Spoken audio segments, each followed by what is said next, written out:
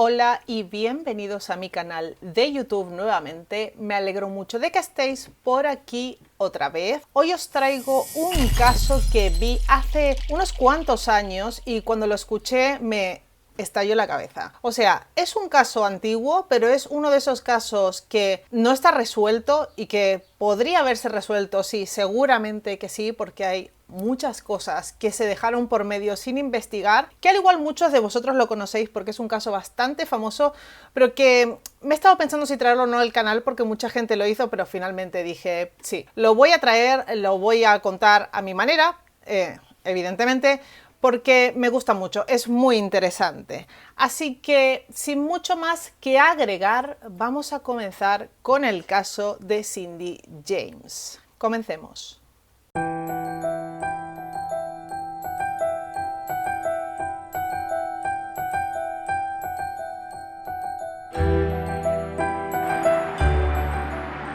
Cindy James nació el 12 de junio de 1944. Era hija de Otto Hack y de Tilly Hack. Su nombre real o inicial, digamos que era Cynthia Elizabeth Hack. ¿Y por qué Cindy James? Os preguntaréis. Pues bueno, esto se responde un poco más adelante en esta historia. Ella tuvo que cambiar su nombre y claro, evidentemente esto tiene un porqué y tiene un sentido. Su padre era un coronel retirado de las Fuerzas Aéreas de Canadá y su madre era una ama de casa. Cindy es la mayor de 5 hermanos, así que su madre ya tenía suficiente faena, podemos decir. Eran conocidos en su vecindario por ser gente muy bondadosa, gente muy generosa y amable.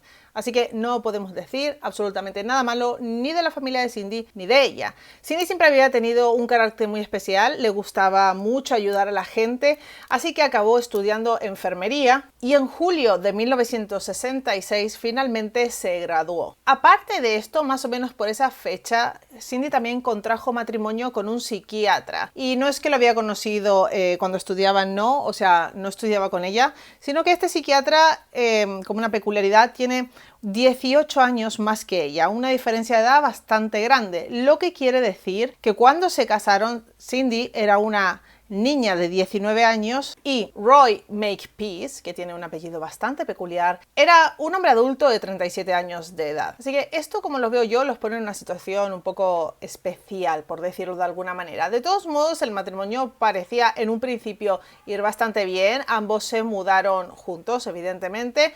Ella comenzó a trabajar de enfermera y poco tiempo después, en 1975, Cindy fue contratada como coordinadora de un centro de días para menores. Esto era como un centro de menores, un centro para niños que tenían diferentes problemas de conducta. Ella trabajó en este centro durante 12 años, lo que demuestra, habiendo trabajado durante tanto tiempo aquí, es que era una persona que tenía muchísima vocación por su trabajo, pero no solo pasó por ahí y ya, sino que los padres de los niños que acudían allí le estaban muy agradecidos por todo el trabajo que ella hacía, decían que realmente marcaba la diferencia, que tenía una vocación muy profunda, que se dedicaba por completo a estos niños y que realmente los ayudaba. O sea que podemos decir que no solo era una enfermera más, sino que era una persona que amaba lo que hacía. Pero cuando transcurrieron estos 12 años, Cindy decidió que quería dar un giro a su vida. Para esta época dejó de trabajar, fue una etapa que pasó en su vida y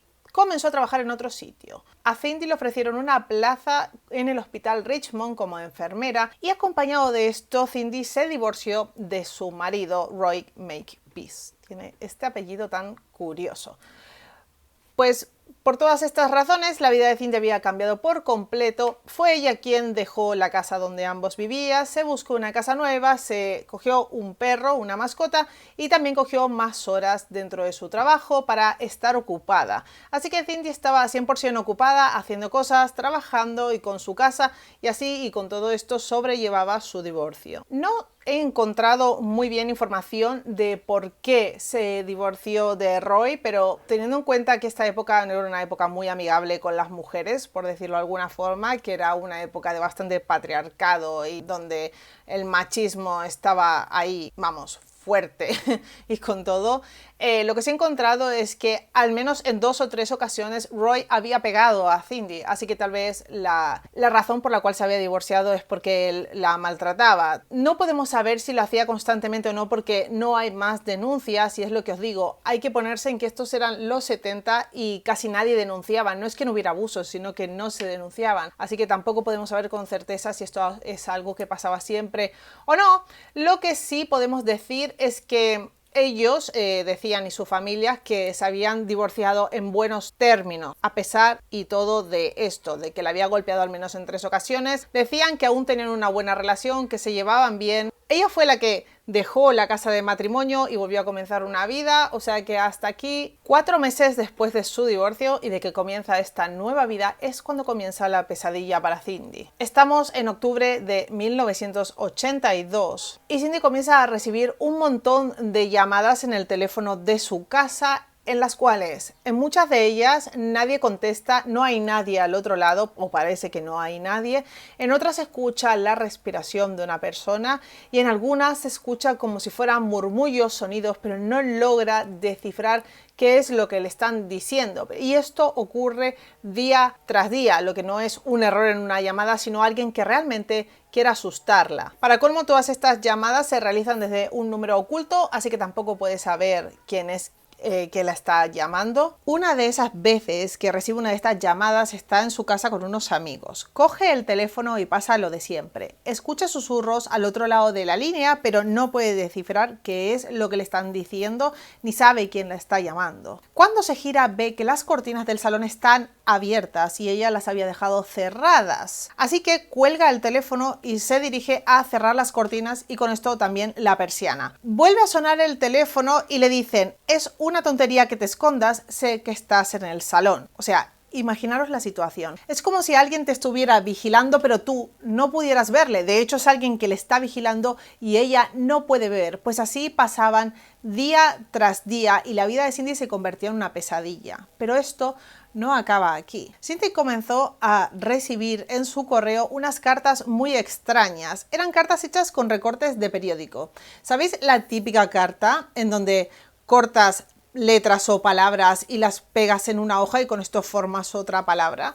Pues estas cartas eran del estilo de las que recibía Cindy. Algunas decían: pronto, Cindy, pronto, o estás muerta, o amenazas por el estilo. También llegó a recibir cartas de estas donde había imágenes violentas, como por ejemplo de mujeres siendo ahorcadas, o de una persona sosteniendo un cuchillo y delante la imagen de una mujer.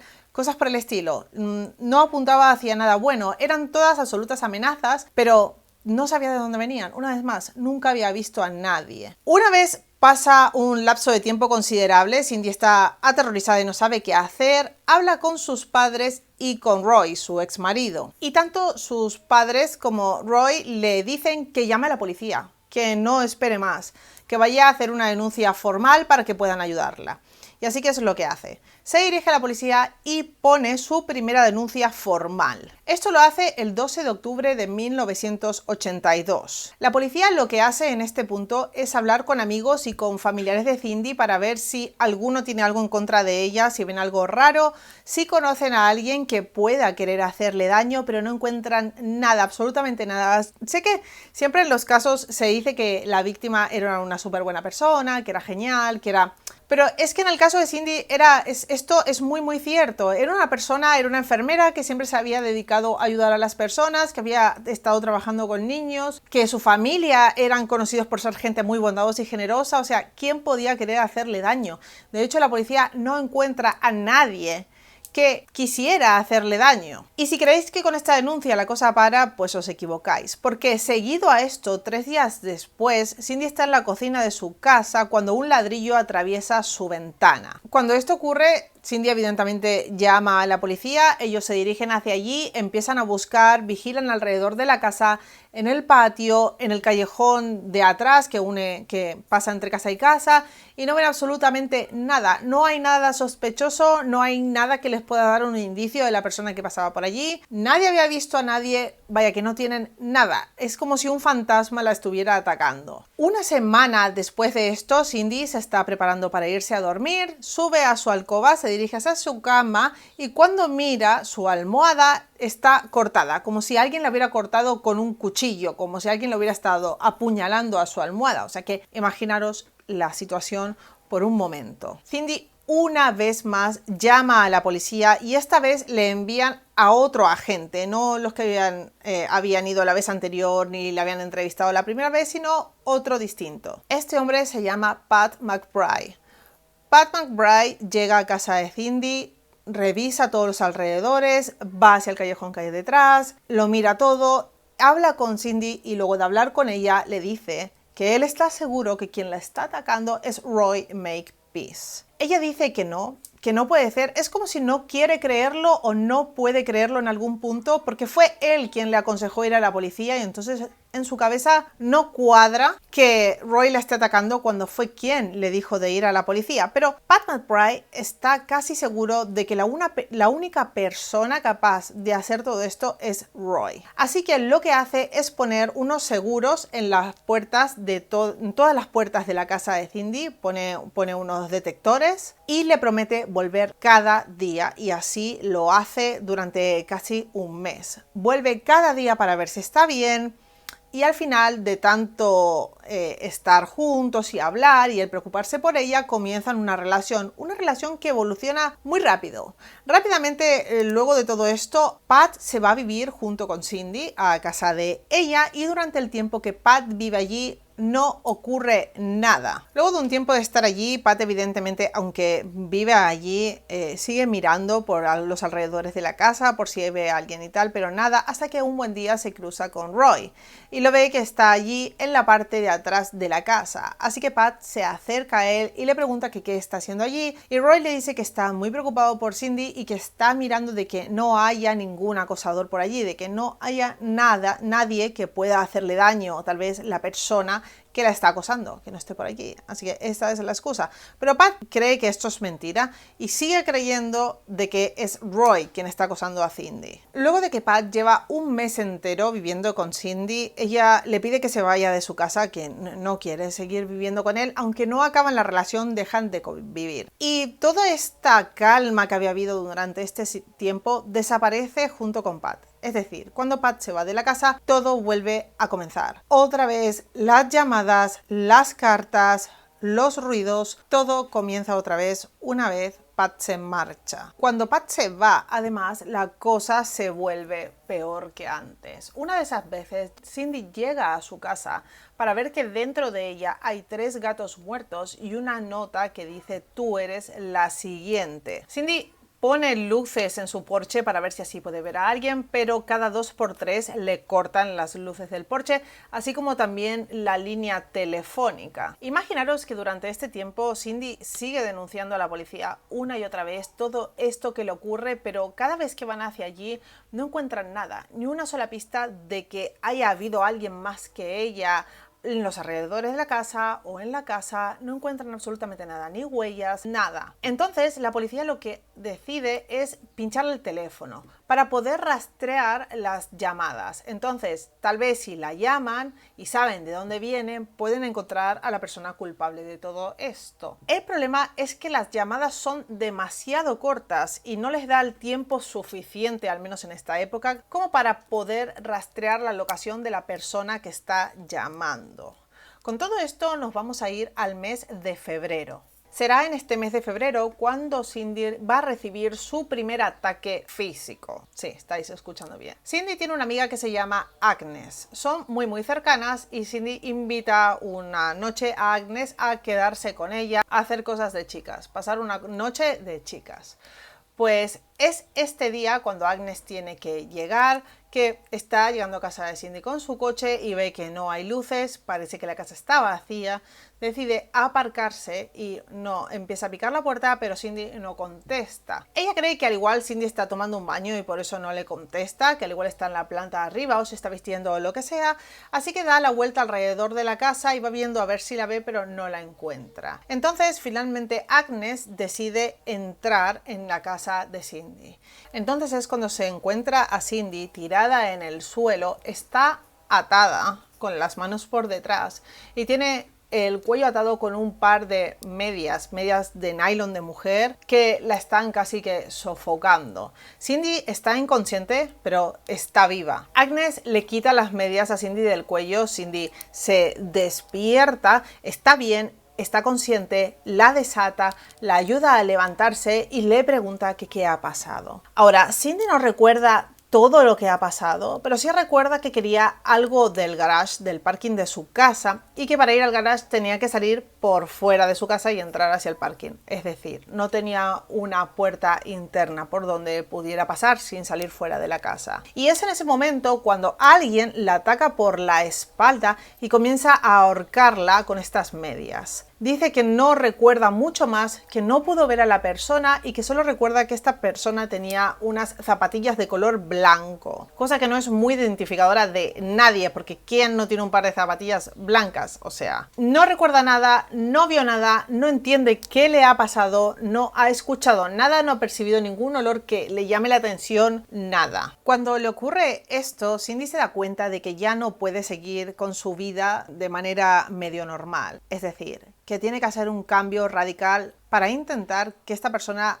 la pierda de vista, deje de acecharla o algo, no sé, tiene que cambiar. Así que lo que hace es cambiar completamente su apariencia, se tiñe el pelo, decide mudarse de la casa donde vive y cambiar su apellido de Hug a James. Así que esta es la razón por la cual tiene un apellido que no es con el que ha nacido. Lo que pasa es que cuando se quiere mudar de casa, Roy Makepeace, su ex marido, le dice que puede ir a la casa donde vivían antes. Así que vuelve a la casa donde vivía con él y él se va a vivir a otra parte. Cindy ve esto como que él la está ayudando, pero a mí me da bastante desconfianza. Tengo que ser sincera. Pero bueno, no vamos con las especulaciones, vamos con la historia. Cuando hace todos estos cambios y se muda a su antigua casa, ¿creeréis que para esto? Pues no, os imaginaréis que no. Esto no para, sino que se vuelve peor. No para de encontrar en el porche de su casa montones de carne cruda que le dejan allí, carne, simplemente carne, con notas encima que dicen tú eres la siguiente, tú eres carne muerta y cosas por el estilo. Siguen apareciendo estas notas de los recortes y vuelven a aparecer las llamadas, esta vez en este nuevo número de teléfono que es el de la casa de Roy. Cada vez que ella llama a la policía acude, llama un montón de veces y la policía va. Pero ¿cuál es el problema? Que cada vez que van no encuentran absolutamente nada de evidencia física, nada que le diga a la policía que hay alguien más allí además de Cindy. Parece que no hubiera nadie más que ella, parece como si se lo estuviera inventando para la policía, porque evidentemente le han pasado muchas cosas, pero es que no encuentran ninguna evidencia y esto hace que la policía empiece a mosquearse, empiezan a desconfiar de lo que le está pasando y esto es algo bastante heavy, porque si la policía no te cree, entonces van a dejar de protegerte. Pero es evidente que Cindy está en peligro. El problema es que no encuentran ninguna evidencia que les demuestre que alguien la está acosando, es decir, algo aparte de lo que ella enseña, algo que nos diga que quién ha dejado eso allí. Y para que os deis una idea de la situación por la que estaba pasando esta mujer, llevaba no ni 1, ni 2, ni 3, sino 7 largos años de acoso. 7 años donde cada día le pasaba algo diferente. 7 años con una persona o 2 personas, los que fueran acechándole y no dejándole estar en paz ni un solo momento. El problema de esto es lo que os he señalado hace un momento, que durante tantos años la policía yendo hacia allí, viendo qué pasaba y que no encontraban nada, comenzaron a cansarse de este tema y a creer que tal vez era un poco el cuento de Pedro y el Lobo, es decir, que estaba contando mentiras y que se estaba inventando todo esto para llamar la atención. Entonces Cindy se da cuenta que la policía cada vez le hace menos caso y decide contratar a un detective privado. Lo que hace este detective privado es poner unas luces especiales en el porche, esas que se encienden cuando alguien pasa, para que no estuviera todo siempre oscuro, porque tal y como lo tenía, si se acercaba a alguien, como no había luz, que ya se le habían cortado unas cuantas veces, le habían roto los focos de fuera, entonces nunca podría verle. Así que puso unas luces especiales de estas que se enchegan cuando alguien pasa, con sensor de movimiento, vaya, y en un sitio donde no fueran fáciles de romper. El detective que contrata a Cindy se llama Ozzy. Cuando Ozzy habla con Cindy para preguntarle, y conocer toda la historia al completo, se da cuenta de por qué la policía desconfía de ella. Y es que cuando Cindy cuenta la historia, parece como si no le preocupara todo lo que debería de preocuparle. Parece como si estuviera ocultando partes de la verdad. Parece como si no estuviera contando todo el cuento. Entonces a él le parece raro y quiere investigar a ver qué es eso que Cindy no le está diciendo que hace que la historia suene tan incompleta. Ozzy le consigue también a Cindy una especie de walkie-talkie que tiene un botón del pánico, o sea, un botón que si le pasa algo lo aprieta y él lo sabrá, las autoridades lo sabrán, los paramédicos lo sabrán y podrán acudir a su rescate en un momento. Esta especie de walkie-talkie funciona como tal, o sea, ella lo deja en una parte de su casa o lo lleva con ella, lo mejor es que lo lleve con ella y él puede escuchar todo lo que pasa a su alrededor. Quedaros con esto, que ella tiene este aparato y que él puede escuchar si pasa algo, si alguien se mete en su casa o lo que sea, aquello que ella no puede contar porque olvida, él puede escucharlo. 2 días después de que Ozzy le da esta especie de radio a Cindy, ella le dice que va a llevar a su paseo, que va a llevar a su perro a dar un paseo. Deja la radio en casa, se va a sacar al perro, luego vuelve. Él la escucha cuando vuelve porque escucha a través de la radio cómo entra a su casa y tal, pero unos instantes después de esto escucha como unos ruidos, como unos murmullos, como ruidos que no son Cindy en su casa. Cuando Ozzy escucha esto no sabe muy bien qué hacer, porque parece que hay alguien más con Cindy, pero si él habla o dice alguna palabra, la persona al otro lado podrá escucharlo y la idea de Ozzy es poder atrapar a esta persona con las manos en la masa, básicamente para saber quién es. Así que lo que hace es coger su coche y dirigirse rápidamente a casa de Cindy para ver si logra dar con esta persona, si logra verla, si logra atraparlo. Lo que pasa es que cuando llega ya es demasiado tarde.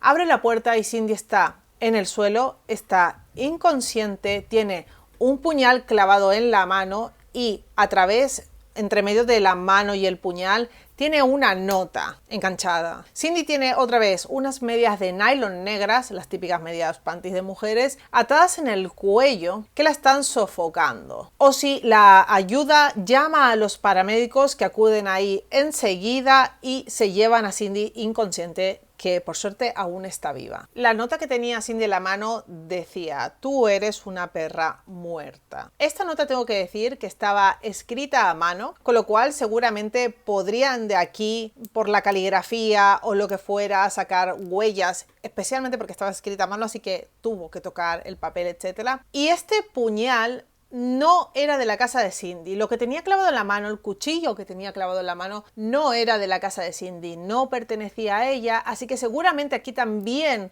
habría o ADN o huellas digitales o algo con lo que la policía podría encontrar finalmente al verdadero culpable. En el hospital lo que se dan cuenta los médicos es que Cindy tiene en el brazo una marca de un pinchazo de una jeringa.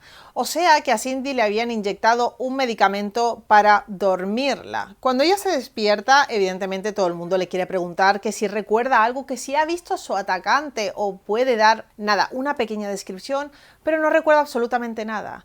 Dice que lo último que recuerda es entrar a su casa, de haber paseado al perro, que alguien la atacara por detrás, le pincharan el brazo y una vez le inyectaran esto, no recuerda más nada. Se desmayó y perdió completamente la conciencia. Lo frustrante en este punto es que la policía no investiga nada de estas cosas que os he nombrado. ¿Qué quiero decir con esto? Que no buscan ADN en la nota, no investigan la caligrafía, no buscan ADN en el cuchillo, ni huellas digitales, ni señales, ni un pelo, ni absolutamente nada. Esta vez sí que podrían haber encontrado alguna pista, pero no hacen nada.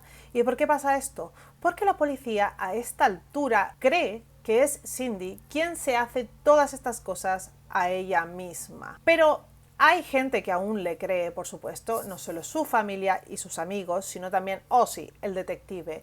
Él está seguro de que no es Cindy quien se está haciendo estas cosas a sí misma, que no tiene ningún sentido que durante 7 años estuviera haciéndose estas cosas y definitivamente esto último que le ha pasado no cree que ella podría haberlo hecho sola ni que quisiera hacerse algo así, ¿vale? Así que al menos cuenta con esto, pero ya os digo que la policía ya está convencida de que es ella misma quien quiere atención, entonces se hace todas estas cosas, se autoinfringe estas heridas, miente todo el tiempo. Esto es lo que cree la policía de Cindy.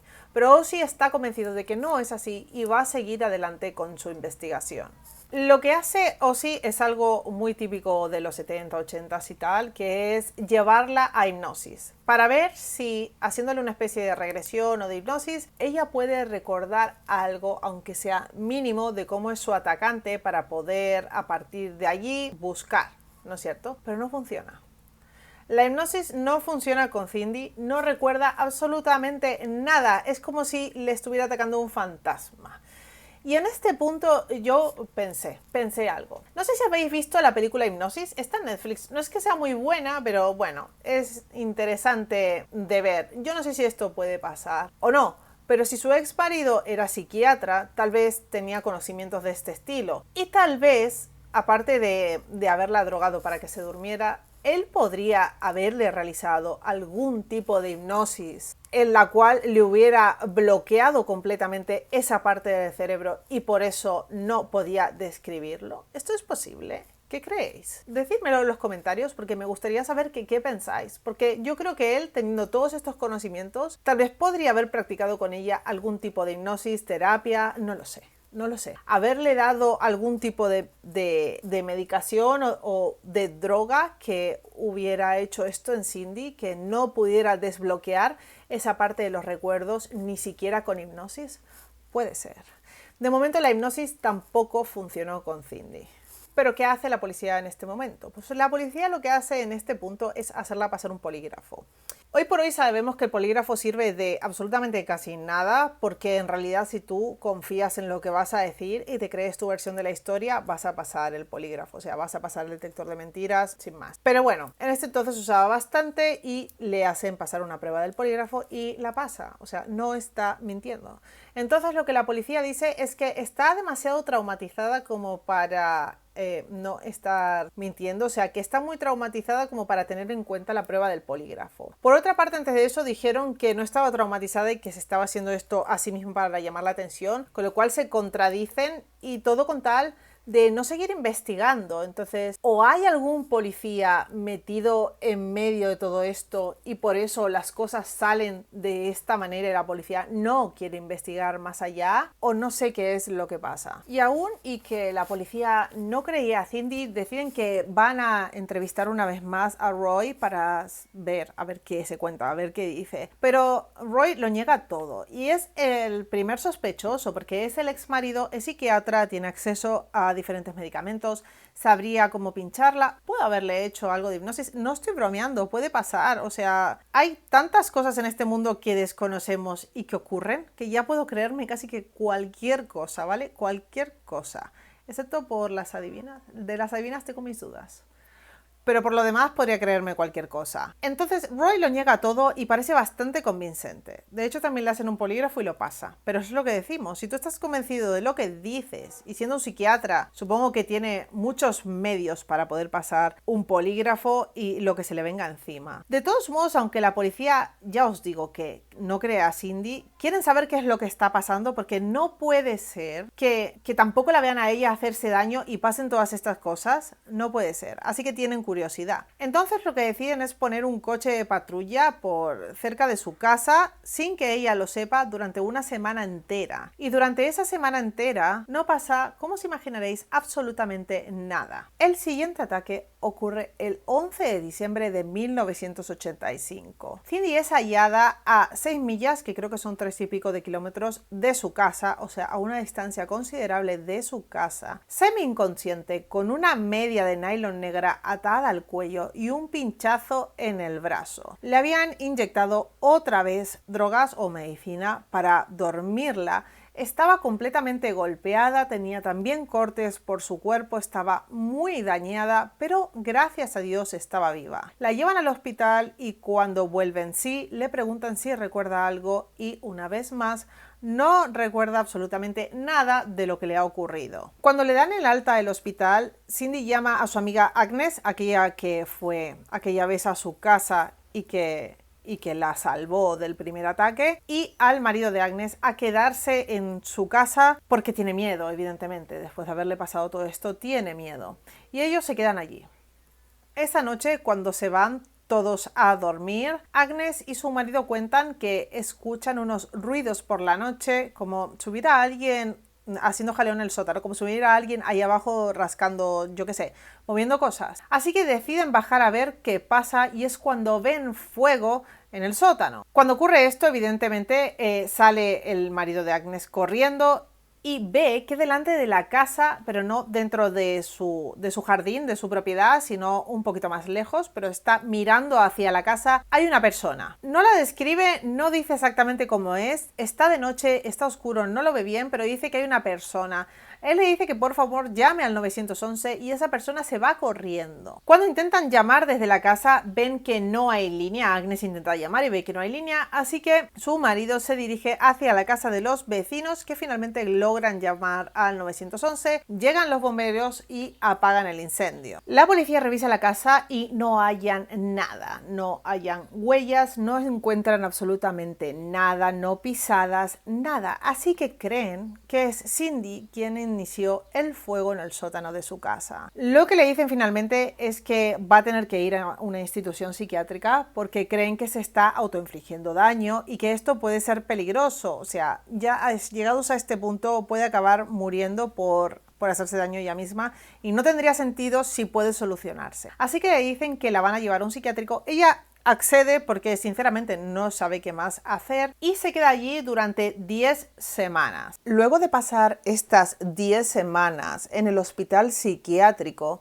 cuando Cindy sale de allí y se reencuentra con sus familiares y amigos, se da cuenta de que si no dice lo que sabe, no dice lo que ella piensa, nunca logrará esclarecer todo esto y nunca logrará acabar con esta pesadilla que está viviendo. Entonces es cuando se reúne con todos ellos, así también como con la policía, para decirles que hay algo que ha estado callando. Hay algo que Cindy sabe y que no ha estado contando. Les dice que ella una sola vez, tiene un recuerdo de haberse encontrado con su atacante, pero que no pudo verlo. En una de estas veces, cuando le ataca por la espalda, esta persona le dice que si alguna vez dice a la policía, a sus amigos o a quien sea, que lo que ella cree, quien cree ella que es quien la está atacando, entonces esta persona matará a su familia. Y dice que ella está muy convencida y muy segura de que quien la está acosando es Roy Makepeace, su ex marido. Es entonces cuando la policía se dirige hacia la casa de Roy para interrogarle nuevamente, porque claro, ahora sí que Cindy está contando aquello que el detective Ozzy decía que era la pieza que faltaba en el puzzle. Lo que dice Roy es que esto no puede ser nunca cierto porque él ha sido siempre la primera persona en ayudarla. Él le dijo que tenía que ir a la policía, él le dejó su casa para que viva allí y además él tiene una evidencia para contrastar que no es él la persona que está acechando a Cindy. ¿Y qué es lo que tiene? Pues veréis. Como la casa donde ahora vive Cindy es la casa de Roy, la casa donde vivían antes cuando estaban casados, él tiene acceso al teléfono. De hecho, como estaba preocupado por las llamadas, dice haber grabado un mensaje que llegó a la contestadora. Enseña este mensaje que se escucha bastante mal, pero lo que sí puede descifrar la policía es que la voz de la persona que llama a Cindy es una voz femenina. Así que el atacante de Cindy no sería él, sino la acosadora, la atacante de Cindy, lo que dejaría fuera a Roy. Entonces, ¿qué pasa con esto que dice Roy, con esto que enseña? Pues si creéis que la policía se va a poner a buscar una mujer que esté atacando a Cindy o va a pensar que esta evidencia es falsa, pues os equivocáis otra vez. Porque lo que pasa aquí es que la policía piensa aún con más fuerza que es Cindy quien hace todo esto a ella misma.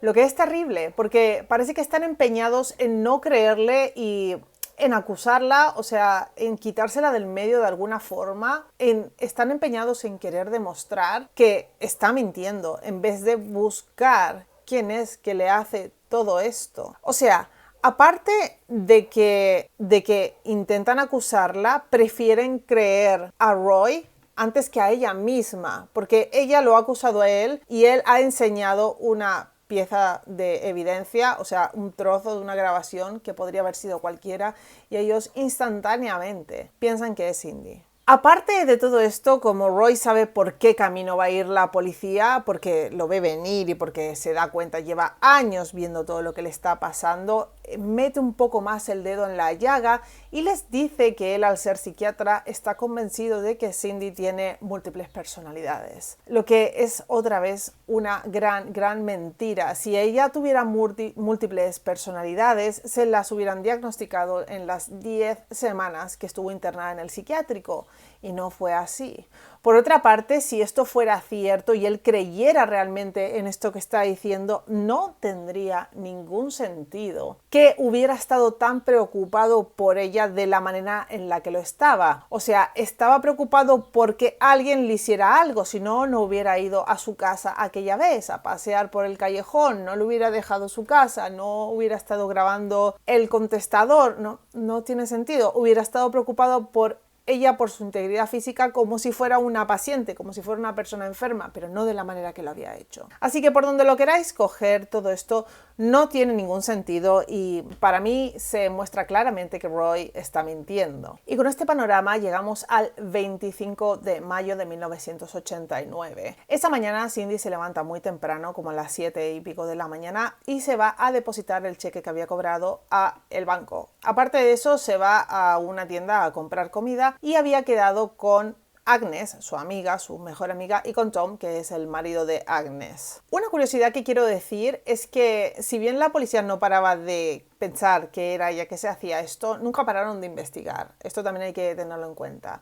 Y que durante los 7 años que se estuvo investigando el caso de Cindy, se calcula que la policía de este pueblo se gastó 1,5 millones de dólares durante los 7 años en Cindy. O sea, en buscar allí, en mandar patrullas, en toda la investigación, es lo que se calcula que se gastaron. Así que no es que no pusieran especial importancia en tratar de resolver este caso, sino que eran más cosas de actitudes. Era como que hacían, pero estaban hartos. Esto es lo que se ve, lo que parece, que hacían de todos modos, pero ya no sé si era más por curiosidad. Parece siempre que hubiera un freno detrás. Es que este caso siempre me ha dado la sensación de que hay alguien dentro de la policía que es el verdadero acosador o quien está ayudando al acosador de alguna forma, porque si no hay muchas cosas que no tienen sentido. Volviendo a la historia del 25 de mayo, cuando Agnes y Tom van a la casa de Cindy, parece que ella no está ahí, lo que no tiene mucho sentido porque había quedado con ellos.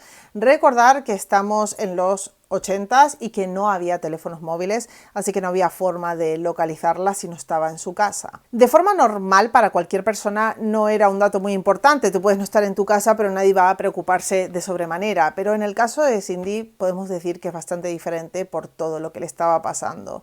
Así que Agnes decide llamar a la policía mientras ellos se ponen a buscar a Cindy en los sitios donde posiblemente podría haber estado. O sea, en los sitios donde ellos sabían que había ido a ver si estaba por ahí o le había pasado algo. Se van al banco, se van a la tienda y no dan con ella en ningún sitio, pero lo que sí encuentran es el coche de Cindy en el parking del banco. Era la tarde ya, así que no tenía sentido que el coche estuviera allí porque el banco ya estaba cerrado y porque además había hecho planes con ellos, lo que les daba una muy mala espina. Cuando se acercan al coche ven que Cindy no está dentro, lo que lo pone esto aún peor. Así que se van directamente hacia la policía, hablan con la mujer que está, porque en Estados Unidos hay una mujer en el escritorio de la entrada de la policía, no te atiende un policía, te atiende una especie de secretaria, creo, entender.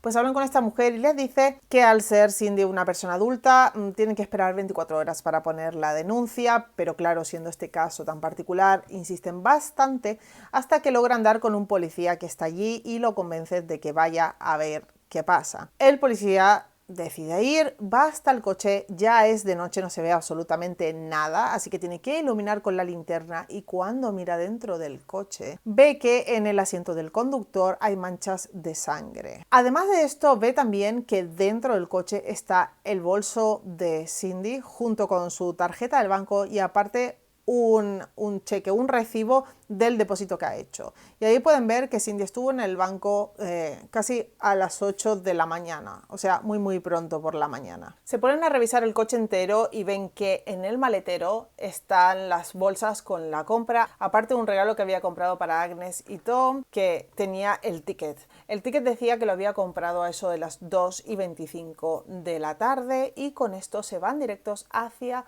el apartamento donde vivía Roy. Cuando llegan allí son más o menos, es la madrugada ya casi, no sé si son como las 12 de la noche, así es bastante tarde. Roy está en su casa, abre la puerta a la policía, le preguntan qué es lo que había hecho durante esa tarde y esa noche y él les dice que había estado cenando con una amiga suya, que luego habían ido a la casa de esa amiga y se habían quedado ahí como hasta las 11:30 de la noche. La coartada pudo ser corroborada y al parecer esto era cierto, había estado con ella, así que se pusieron a la búsqueda de Cindy. Toda la ciudad de Richmond comenzó a buscarla, pusieron helicópteros, perros, coches, gente, de todo para encontrar a Cindy, porque esto era ya lo último que faltaba, que desapareciera de esta forma. Imaginar una búsqueda masiva.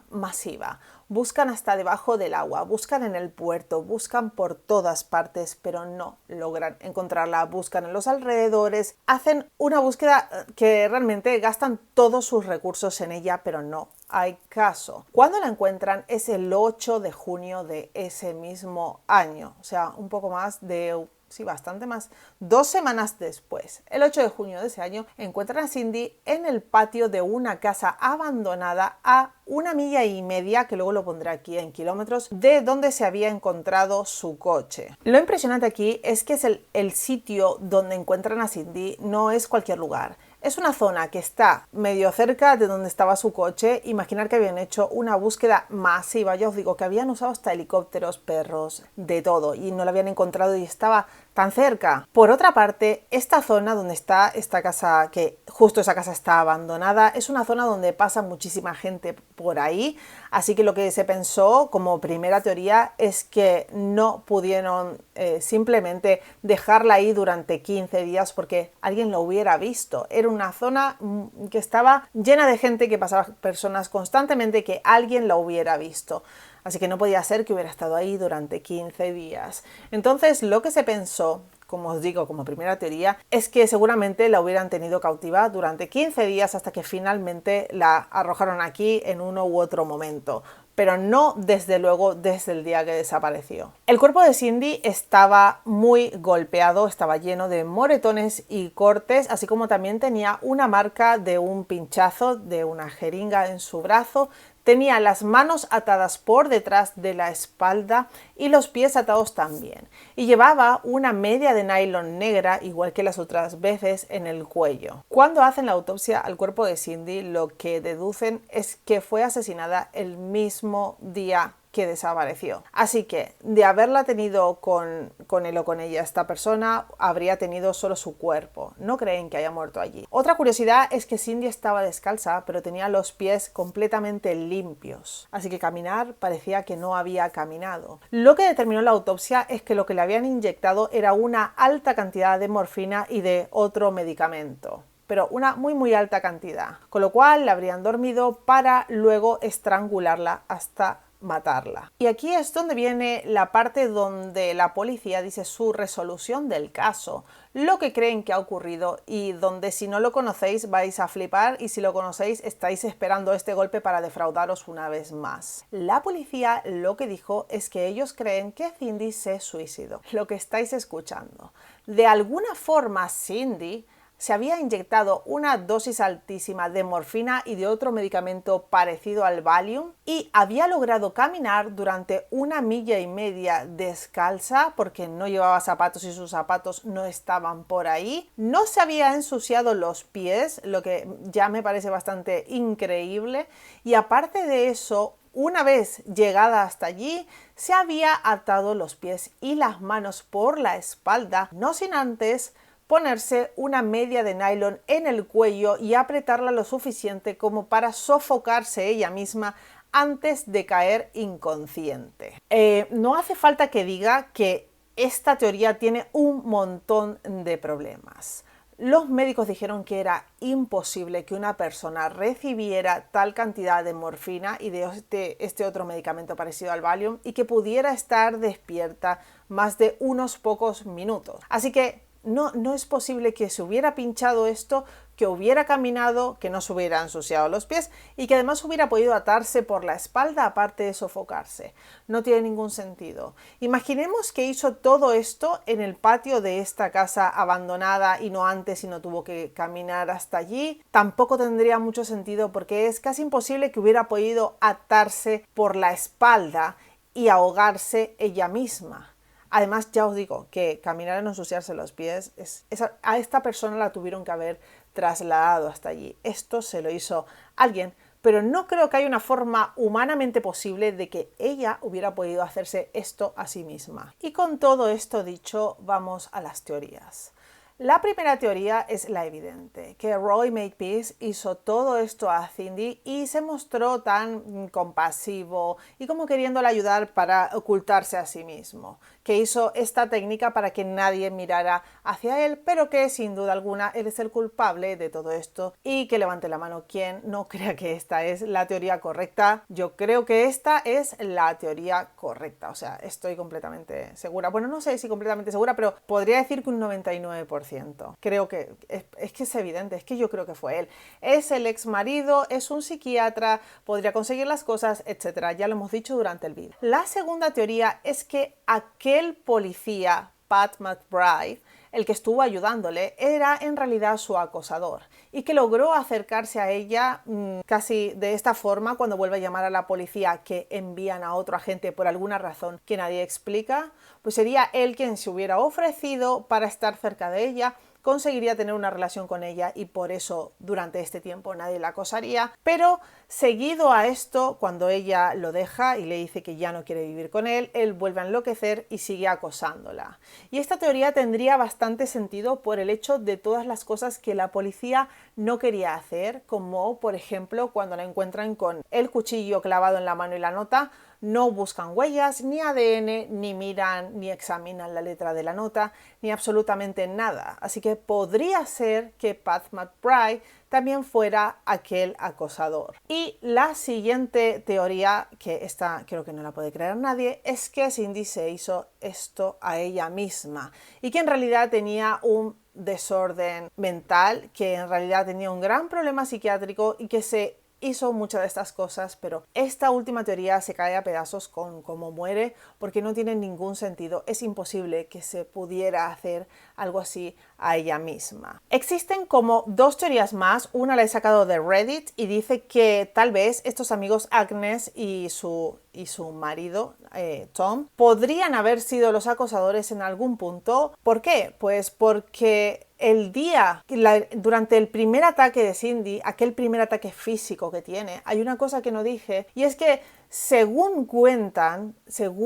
la policía, el acosador se habría ido al ver llegar el coche de Agnes. Pero pueden ser dos cosas. Puede ser que el acosador se fuera al ver llegar el coche de Agnes o que Agnes fuera la persona que la hubiera atacado. No lo sé. O que hubiera sido su marido quien la hubiera atacado y ella estuviera involucrada, pero es una teoría demasiado retorcida y no acaba de cuadrarme. Hay muchas cosas que se me quedan sueltas, así que no lo sé. Esto lo cogen un poco también así como que podría ser por el día del incendio en el sótano, porque las únicas personas que estaban allí eran Cindy y sus dos amigos, pero no sé, me parece un poco tirada de los pelos. Luego hay otra teoría por allí que involucra a Roy Makepeace y dicen que él tendría una compañera y por eso en el buzón de voz se escucharía una mujer y por eso tantas medias de nylon negras. Pero vaya, que un hombre puede comprar medias de estas de mujer y no pasaría absolutamente nada. Pero lo que dice esta teoría es que tal vez Roy tenía una compañera que era su cómplice y que no estaba solo. Puede ser. todo puede ser. Y luego, para finalizar, siempre está por ahí la teoría de que no era nadie de todas estas personas, no era nadie conocido, sino que era simplemente un acosador que estaba por allí, que no solo acosaba a Cindy, sino también a otras personas. Puede ser que fuera alguien que no fuera conocido y que le estuviera haciendo todo esto. Es que no sabemos quién ha sido, así que todo puede ser. No lo sé. Yo creo que Roy tenía algo que ver, porque de hecho Cindy también lo creía, y que puede ser que tuviera alguien que le ayudara con todo esto, posible. Pero yo no sé si justamente sería una mujer sin más quien la ayudara. Si podía ser una mujer, pero para mí era alguien que estaba metido dentro de la policía, no sé por qué. Pero de todos modos, a mí lo que me gustaría saber es qué pensáis vosotros de todo esto y cuál es vuestra teoría. Hasta aquí entonces el vídeo de hoy. Decidme, como siempre, qué pensáis en los comentarios. Muchas gracias por estar allí y hasta la próxima. Adiós.